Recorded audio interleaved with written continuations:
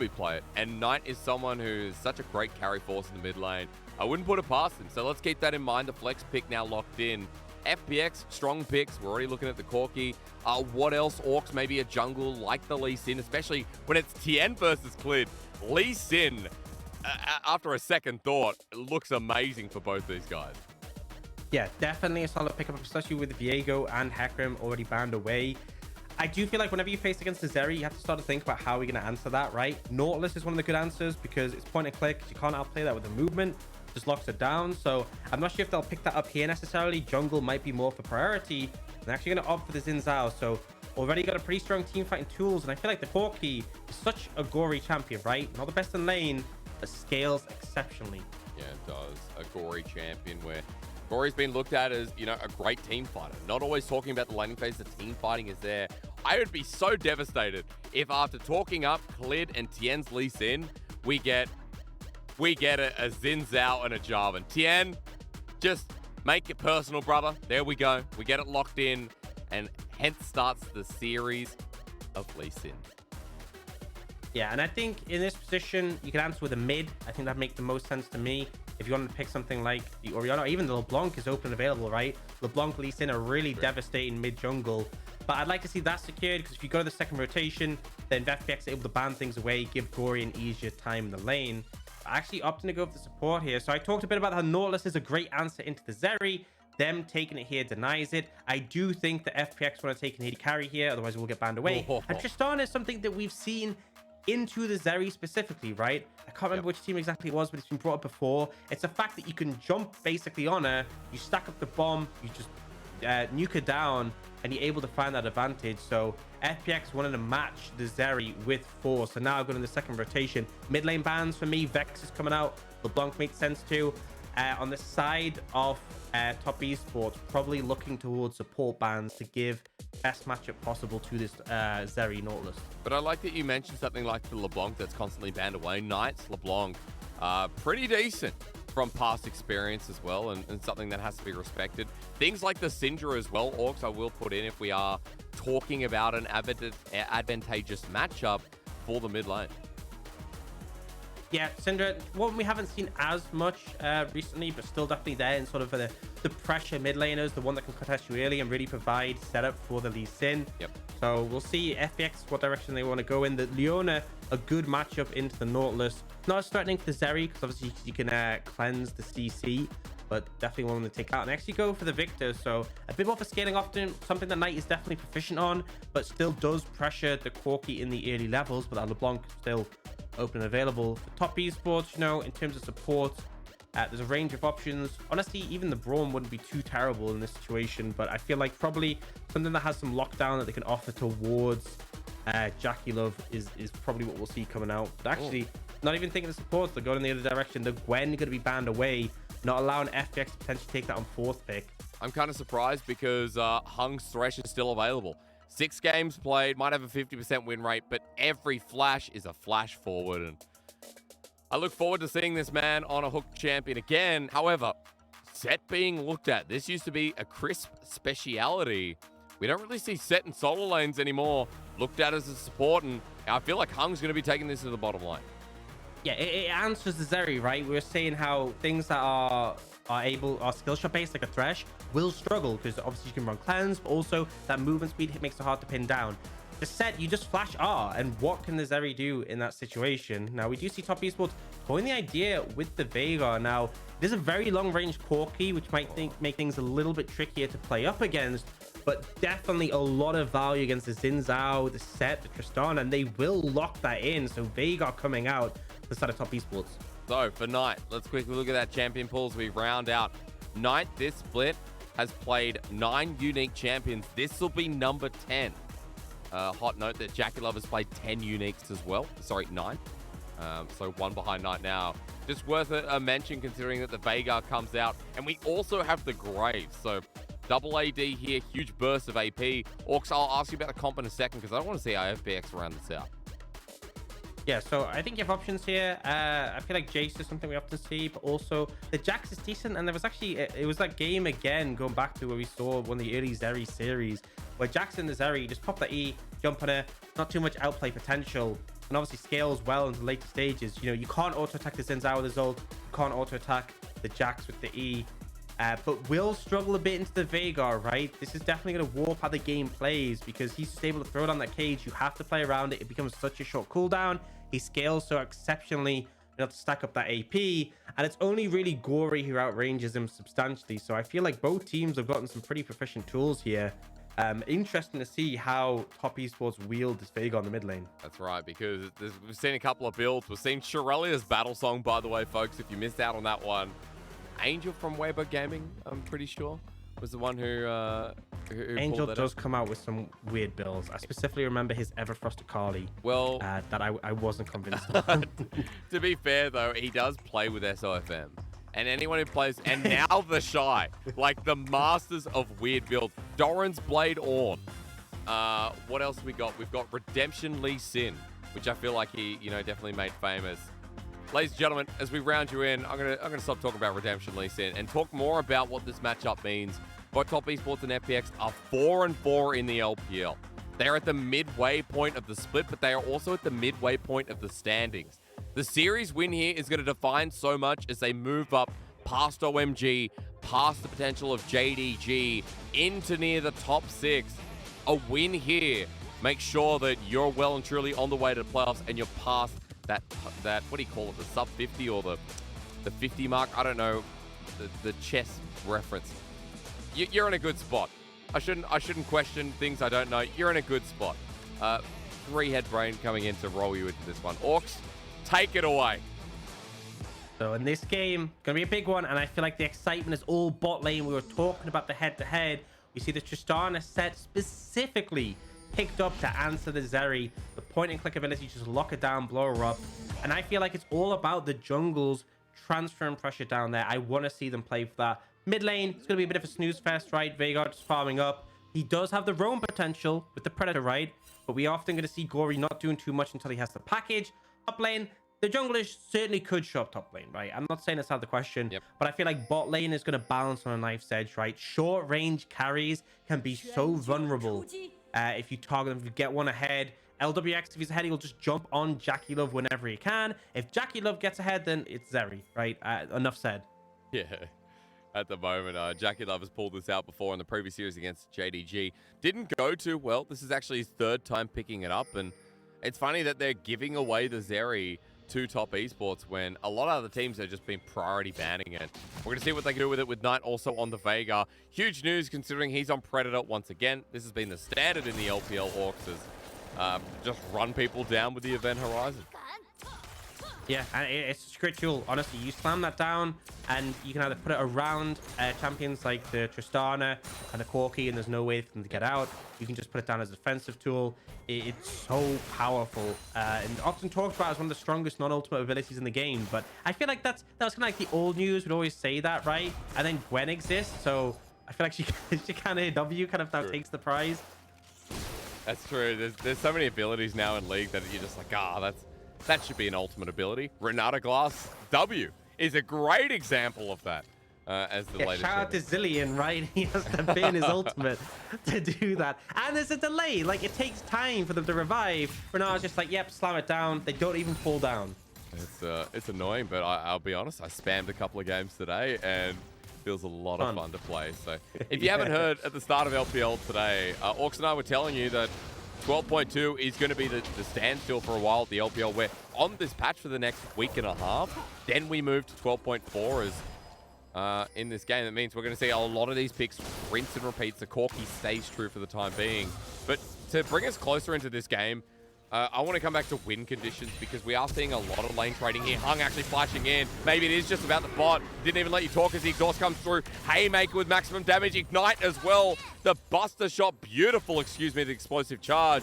And FPX's bottom lane suddenly just win house. That's what you have to do. That is literally what this lane from FPX is designed to do. We haven't seen too much Tristana or set, and the goal is literally that. And then demolish the Hung and the Tristana. Great strength to the okay. Meanwhile, top side, it doesn't matter because Wayward just laughs at xiaolaohu. Look at him on cabs. He was literally laughing at him. You know, I think this is our fault because we've praised xiaolaohu a little bit too much coming into these series. Gave him the caster curse, but yeah, very messy there. And it means that, oh, we're really going to get a replay of that. Wow. So some of the earlier trading, and I feel like that's the thing, right? When you have your E, your counter-strike available for the Jack, that allows you to trade back, allows you to mitigate damage. When it's down, Graves just has so much sustained damage. And here, the bounce back on the Q hits, and then flash auto doesn't give him a chance to react. Solid play by Wayward, right? We were saying it was a bit of an interesting one. The fact that Top Esports has been fielding him, but definitely delivering here in a matchup that we said he needed to be on point for. Well, Wayward here with the first blood. A big deal considering what we saw in the bottom lane is Event Horizon actually not going to stun down Hung, but everyone's here. A face breaker, beautiful, but the rest of the team have left. Hung goes down, Top Esports with 2 on the board, and after FPX shines so brightly, Aux, this is a bit of a turn of events. Yeah, really nice moves, and I love how they have this 4-man roam towards mid to secure that. We very often see supports walk mid on their first reset at about level 3. Super common, right, just to have their presence there. Because if one support does and the other doesn't, obviously they can come off. But Top Esports bring 4 members, punish Hung, who obviously didn't have his flash available from that earlier bot lane fight, and definitely positive for Top Esports. Graves scales exceptionally well. Zeri scales exceptionally well. Veigar does as well. All these champions, any of them getting resources, is really positive for Top Esports. So let's go through win cons again, because Top Esports have already started snowballing the lead. You're talking a lot about scaling here, but I want to look at priority and what we kind of look for, especially around neutrals when you have a Veigar, when you have Corki. There's a lot of zone control on both teams. Absolutely is. I think, you know, if Top Esports have control of an area, very hard to move in. And it kind of works in the other direction because Corki can also layer that poke out. But I feel like Top Esports, you know, I'm pretty confident in them. And the thing is, for FPX, their bot lane is conditional on stomping, right? It's like kind of how we have Caitlyn, and we're like, you know, you pick that to win the lane. You're picking this Tristana set to crush the Zeri. If you don't, she just scales so exceptionally well, you're gonna have a bad time. Well, at least this continues to happen, right? JackeyLove at half HP, while on the top side, Wayward versus xiaolaohu once again. Level 5 versus level 5. Wayward got the solo kill before. He jumps in with a leap strike, but xiaolaohu has gone deep. End of the line. Wayward gets ulti. It's an execution from the top laner again. You can see in the mid lane, Top Esports trying to apply pressure to Gori. Won't find him. But still, a second solo kill for Wayward in the top lane. This is a disaster for FPX. The more that goes in favor of the early game towards Top Esports, the rougher this is going to get. God, Wayward, this is why he's coming in over Zoom, over Tian. Like, the prospects of this top laner for Top Esports might be a bit of a rookie, but I tell you what, rookie's a great player too. Let's go again, Aux, because level 5 only lasted so long. Yeah, great smoke screen coming down just as the counter-strike connects. Able to create some space. And then it's kind of a waiting for cooldown thing, right? If xiaolaohu gets his counter-strike up and his sleep strike can make a big difference, but gets the level up, ult just connects. And the thing is, right, Graves' ult has that instant power. As soon as you level up, boom, that burst of damage. xiaolaohu's ultimate, he didn't even get it there, but it gives you that resist. You need it at the start of the fight. Yao now has it as available, but look at the item differential. Thorin's Blade, Cole, there's Vamp Scepter, Longsword, and the Ninja Tabi. This ain't even going to be close. And the thing is, every time xiaolaohu takes a bad trade, Wayward will sustain it back up. xiaolaohu does not have nearly the same level of sustain. And that's the problem in this matchup. Melee against range, you have to jump on Wayward to trade. That's right. And look at this. I mean, once Counter-Strike's down, Wayward having more fun. 58 CS as the wave crashes in. The differential is going to be huge. And now for Top Esports, not only is, you know, Knight having a great time now in mid as well, but they've got a top lane that is winning out, much like in the past as we expected out of the likes of 369. And I will say FPX tend to do, you know, there have been times where lane phase got a little bit rough, especially for Gori, and then they popped off later on. That doesn't mean this is a good thing by any means, so this doesn't mean this is par for the course. xiaolaohu are having an uncharacteristic rough one here. And bot lane, you know, we've seen the potential of this lane, right? We've seen what they're trying to do. But at the end of the day, JackeyLove is level 6. His summoners have come back, his cleanse and the exhaust from Mark, and he hasn't died yet. So I'd say that's pretty close to them. Now, Clid's being threatened. He needs to be careful. They save the Sonic Wave. Tian's on top of him. Wayward with the end of the line. Collateral damage again. Ignite down. Clid buys his time, but carry on, my wayward son. As Top Esports top laner now 3-0-1. And easily just to transition that straight into the Herald, right? Package picked up by Gori to contest, but no real chance when your jungler's already dead. just better and better for top esports, and they are on a bit of a hot streak. And we talked about coming at this, how important this is. You can see at the top of your screens, both teams at 4-4, 9th and 10 in the league. Winning this would be instrumental for them trying to secure playoffs. Now, Gori is looking to potentially threaten Tian, but Knight is there. Yeah, it's a blind package from Gori. Wants to find Knight, who's already credited in. Good damage coming through as an exponential trade goes down, but the camera goes back to top side. Folks, get ready once again. The bullying continues as plate number 2 is about to go down. So while Gori does something mid, Aux, we just can't get away from top. Yeah, and this is the problem, is that xiaolaohu has to pop his E just to pick up CS so he doesn't get harassed too much. He jumps on Wayward every time this happens. Wayward dashes away, turns around. xiaolaohu loses some HP, loses some mana. He's now pretty much He's half HP. Wayward with the blue buff, still full HP, threatening these plates constantly. And look, Clid was on the top side, not even interested. He's like, look, you made your bed, you're gonna have to lay in it. Right, dude. Wayward to level up. xiaolaohu. Teleport at least will be available, so he shouldn't be too caught out here, as it's now used to get back to the lane. Wayward with the sustain won't care about a couple of turret shots, and as he pushes that wave, once again, the 10 CS lead remains. And I'm curious about the back now here as Lwx goes in for a rocket jump, but it's an even trade. Aux, back to my point. Top side back. Are you ready for this buy coming through? It's a noon quiver, cloak of agility as well, and it's going to get a lot worse from here. Yeah, I mean, it's going to get to the point with the shield bow, because again, xiaolaohu, Jax in the extended trades, the all-ins, that's where you can find value. Once that shield bow comes in, it's such a massive advantage. Going to make it extremely difficult to find, and Wayward will just continue applying pressure. I will say, a little bit surprised not to see the Hull Breaker. Could really have just shredded the tower with that, but I feel like it's one of those scenarios where, you know, you don't need it to win the matchup, and not picking it up does give a fair bit of power when it comes to those team fights, when it comes to scaling up. Now, Tian will just dash away, and it does look like FPX have enough control to start up this dragon. See if top esports are able to contest. Well, they're 2k gold up, so definitely feeling stronger. Wayward without the Unleashed teleport is a big deal, but Knight's nearby with Predator available again. You did talk about FPX, you know, while Dragon gets set up here, Aux, that it is coming down to that bottom lane to win the laning phase. Now, Lwx is still winning. He's still doing well, but not well enough where you justify how badly top is going. Yeah, absolutely not. And again, this is a kill lane, right? Tristana set, you want to kill the Zeri as much as possible. Yep. They do have the ultimates, which definitely makes it a lot more threatening. If JackeyLove does step up and get ulted by Hung, it's pretty dangerous. But again, they had that fierce bit of action. Collateral damage, Aux. I've got to interrupt you. Sorry, he's got a flash available. Wayward won't follow through. That was close. The fact that xiaolaohu is alive is a bit of a miracle. Yeah, kind of just hitting critical mass, right? He survives, but he's going to lose more plates, more gold, no TP to get back up there.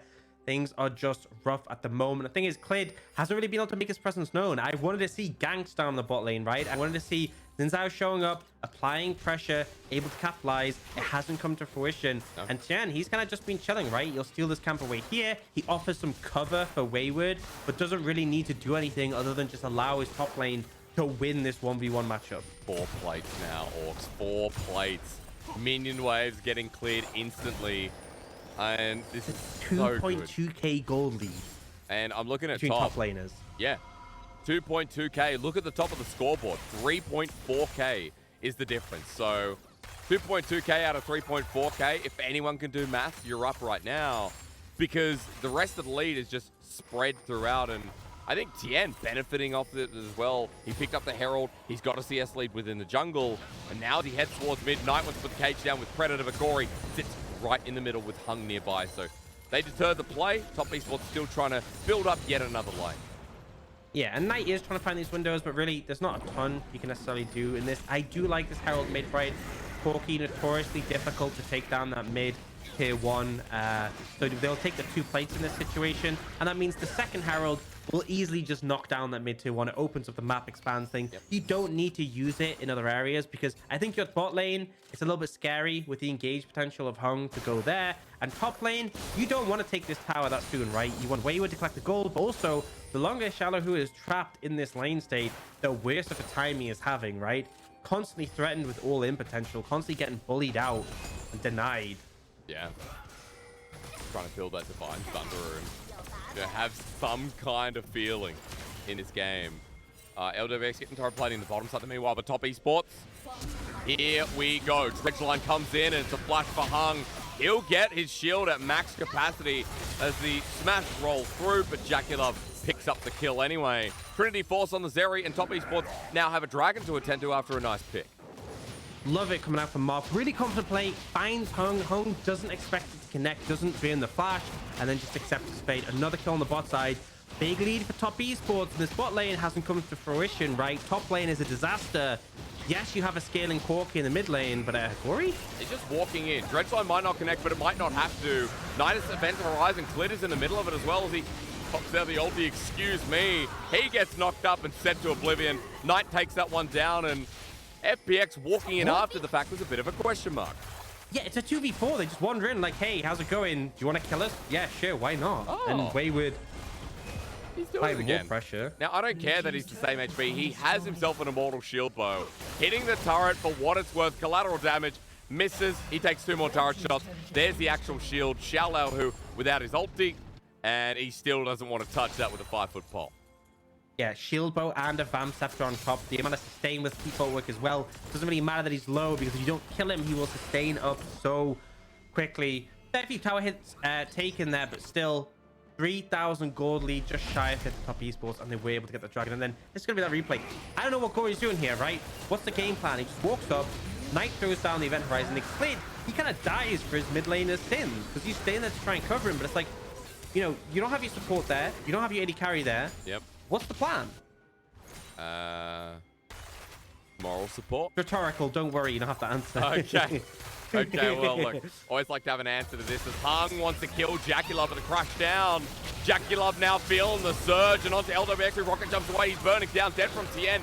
Top Esports with their counterplay here was instantaneous. You thought Hung was in control until Tian showed up. And Tian has been really on point. We praised his Lee Sin, one of his signature picks, and he's been delivering constantly, being in the right place at the right time. 2-0-4 so far, and Clid is getting gapped right now. He is, and Clid, you know, against Tian. I can't remember if I've seen this on the world stage. I should know. I'm a caster. I get paid to be here, but we're going to have to hold on that. Replay timers. It was just a quick response thanks to the Blaster. And it just feels like FPX are getting kind of desperate, right? Looking for these plays, trying to find these opportunities. They don't connect on JackeyLove thanks to a nice flash, and then they're so deep in enemy territory, right? They're just easy to collapse down onto them. And now, Gori just had the package, picked up the Contested Herald, but there's such a goal discrepancy. Kind of hard to see them succeeding on this. And the package has now been burned, by the way. It was a very early package pickup. Yep. And obviously with that play bot side, they didn't start the Herald on the timer, so they just have to give this one up. Huge mythics there. I also see a BT being built by Wayward. So not only will he have a mortal shield bow, he's going to have himself a bloodthirster on top of that. Orcs, extra healing for an extra fun lane. And it actually makes it very hard as a Corki trying to lay down poke. When there's a Graves, he'll just auto once and probably heal up again. Yeah. It's often, I've seen so many times where like the Corki has a lot of poke, and there's like an Aphelios who's gone bloodthirst a second, and a Graves who's done the same. Obviously, you don't have that case here, but the sustain can make such a massive difference. And honestly, when we look at the late stages, the Corki is such a massive factor in FPX having success. And it does feel like it's going to struggle in this situation. A fully stacked tier now for Knight. He should be able to pick up, complete his item when he wants and have that benefit. But Top Esports, again, moving around, making sure there's no opportunity for FPX to get an advantage. I mean, Wayward at this point even expending the ulti just to deny gold over to xiaolaohu, who finally picked up his Divine Sundera. But on the other side, once again, I point out that Wayward will have that BT next time he backs away. The 20 CS lead still existing between these two top laners. 20 in the jungle, just about, I'll call it. And between bottom laners, only 20 towards Lwx, but there's a kill difference for JackeyLove, which means it's practically nothing. So, Orcs, that condition you talked about with the bottom lane of FPX, that's not online. Talk to me a little bit about scaling and how their ins come back into the game. I feel like it's tricky, right? You know, obviously Jax does scale well in the late stages, but he's not exactly the best team fighter. I think they're really going to struggle, right? Unless Gori can land down some big pokes. The Veigar so strong, the Zeri so strong, the Graves as well. Yeah. I feel like there's no... It's not like there's just a time where FPX suddenly start winning. There's definitely going to be far better than this, but look at the pressure being applied here. Lid has to burn the ulti once again. Event Horizon getting merits this game from 9. Might not have the score to contribute, but... Or should I say at least show off. But Knight's ease and his run down with Predators have been pretty spot on. Now hovering towards his bottom lane. Wayward, remember, no hull breaker, so it doesn't matter if his team comes towards him. And top esports just keep taking. The Orcs, they never give. You know, they're just taking, and it kind of feels selfish. Absolutely, and the thing is, it's so easy to do. You just have Knight, walk forwards, throw it on the cage, FPX have to run away, done. And you just repeat, repeat, repeat. And speaking of the cage, look at LWX here, but LWX should be able to get out. Can ult to the Veigar away. The Predator's still going. Yeah, but he's stuck in the cage. He's stuck in the cage, and Knight with the Everfrost locks him down, presses W. Oh, as easy as that. Gotta love Veigar as a champion. Yep, goodbye. And on the other side, Top Esports pick up the Dragon as well. 9-0 right now. As you said, Top Esports unwilling to give over anything if they can prevent it. Over to the other side now. Okay, again, look at the trade, actually doing pretty well. Half HP, remember there's no second item, but the team here to rescue him. xiaolaohu can't get a break, but Mark will take a kill at the very least. So FPX looking for a response here, Orcs, but I don't think there's going to be one. It just feels a bit desperate, and xiaolaohu finally finds a window where you can trade well, right? We said the extended trades with the Jack, lethal tempo stacked up with the ultimate as well. That's where you can beat out the Graves. But it just doesn't matter there because the team are there to respond. And now Wayward has picked up that Bloodthirst. So much sustain. And again, it makes the all-ins harder because you're going to pretty much permanently have that massive shield stacked up. It's going to be annoying. It's going to be fun to watch. And, you know, for xiaolaohu, I feel sorry because he was so close to being able to actually do something against this top lane matchup. But 10-0. Speaking of doing something, Baron being started. Top Esports at 20 minutes of the game. Might be joking around about it as they see FPX here. And now Mark at the ready on top of Hung. He's going to auto him ulti out from Hung, but it doesn't really matter. The depth charge through, a haymaker shield, nice, but Tian with the execution. Now Baron might be more of a realistic threat. I think that Baron is insanely fast, right? Graves, great sustained damage to Baron. Zeri pretty solid as well, but also Veigar, right? His W can do ridiculous damage on such a short cooldown. Later in the game, you can just spam it repeatedly to kill those neutrals. They won't go for it now, but it is definitely a real threat if they find the opportunity. With the Veigar cage, can make it very hard to contest if you throw that down. Gori has the package, but what is the package for, right? Dragon in 3 minutes, your package on cooldown now, you achieve basically nothing with it. Just another worst sort of bad news thing going on. A package not being available for the next Dragon fight. Now again, looking for more. Flash. LWX didn't even get time to rocket jump out. This is one-sided, folks. Top Esports versus FPX. Historically, FPX might have been the Phoenix, but this game, I'll tell you what, it's like Forks in Harry Potter. They're dying, and it's pretty sad. Yeah, it's brutal. 12-0. And again, these teams are both 4-4. FPX are 4-4 despite of having a harder run of teams they faced so far. We looked at that earlier before this game.